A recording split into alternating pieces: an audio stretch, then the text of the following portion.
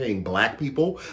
There seems to be a lot of white fragility around it. And then there also seems to be some pushback, a small minority of people within our own black community. So I wanted to take time to talk about reparations, what it is, why we want it, and why we deserve it. But before we get started, can we talk about how the killers of Breonna Taylor are still on the loose and not a single charge has been levied against these police officers, knowing that what they did was wrong? I don't know who we need to talk to, because clearly, the AG in Kentucky is not trying to do anything. There has been a national uproar about this. Even celebrities like Beyonce have written him a letter, and he's issued a statement that he will not be bullied by celebrities. Now, I don't know that anyone is trying to bully him. I think what we're all trying to do is have a call of action. And what we want is justice for Breonna, because they murdered that woman. Now let's get into the show.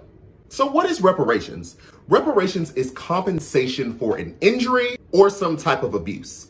And why do black people want reparations? Well, obviously because of slavery. We all know the atrocities of slavery. We know of the atrocities of the Jim Crow era. We know the atrocities of segregation. And we also know that none of those things are correct. We also know that black people were cheated out of their 40 acres and a mule. And I know I have some white viewers here and some other allied viewers that don't know exactly what 40 acres and a mule were. But we black people have always known what 40 acres and a mule was. So let me tell you what 40 acres and a mule was.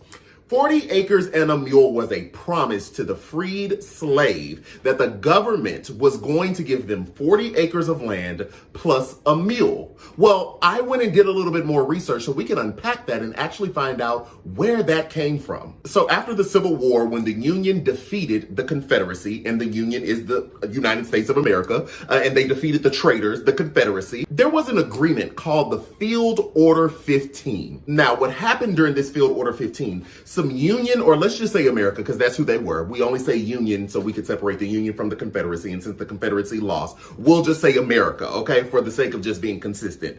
American leadership met with some black preachers and some black leaders and decided that they were going to come together and figure out what is it that the freed black man wanted, the freed black man and woman. What did they want now that the Civil War was over, now that slavery had been abolished? What was it? So they came together to draft the Field Order 15. Now, one of the black leaders was Reverend Carson Frizzell, and I apologize to him and his descendants if I butchered that last name, was asked by the American government, what do you want? To be integrated and live among the white people, or to go off and be on your own? And the black leader chose for black people to go off and be on their own. And his reasoning was that, quote, there was extreme prejudice in the South and it would take years to overcome. Now, what's shameful is what he said is still very true today in 2020. So January 16th, 1865, Field Order 15 was signed. And what that basically said was the captured land from the Confederacy, the land that was captured from them after they were defeated,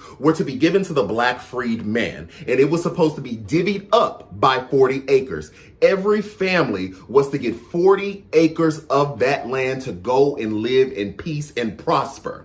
Now, where the mule came from, the mule was actually not in the order, but apparently there were like some leftover army mules that some black people got. So over the years, the term 40 acres and a mule got adopted. But originally, we weren't promised in this order a mule, but you know, some people got a little mule. And so at this point, I'm pretty sure the black people were like, okay, bet, we're gonna have a little land, we can grow our own crops, we can do our own thing, we can govern ourselves accordingly. Because remember, they had just said they didn't really want to integrate with the white people because of the barbaric nature of the white people at that time. I mean, could you blame them? Now, in comes the shady part, because I'm sure you're wondering, well, then why are y'all complaining? Why do you want reparations? Because black people never got the 40 acres. After President Lincoln's assassination in April of '65, that is just a few months after Field Order 15 was signed, President Andrew Johnson actually reversed the order and gave the land back to the Confederate traitors. So picture being the black man. You fought in the war. You think that you have your freedom. You've established this agreement that you're going to get some land. The traitors are going to be moved. The president who signed the Emancipation Proclamation, which freed you, now assassinated after you've been given land. And the very next president comes in and reverses the order and gives the land back to the traitors, which then left many freed black people to work as sharecroppers for former slave owners. I mean, the dark, twisted irony of it all. Now, here's where you're gonna gag, because I definitely gagged. Although black people got the land promised to them, taken from them, do you know who was actually receiving some type of reparations? Do you know? White slave owners actually received types of reparations. 3 years prior to Field Order 15 being signed and President Lincoln still being alive, in 1862, he signed a bill that gave $300 for every slave to every slave owner. That $300 then equates to over $7,000 today. And the largest payout for freed slaves was $18,000 then, which equates to over $400,000 for human bodies.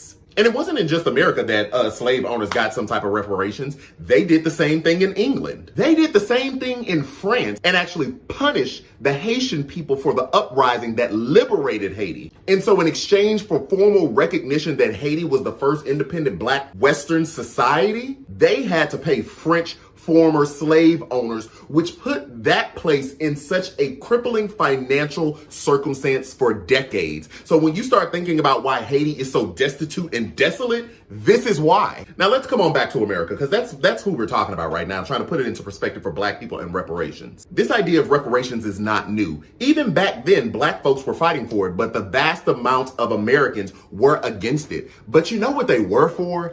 Do you know what they were for?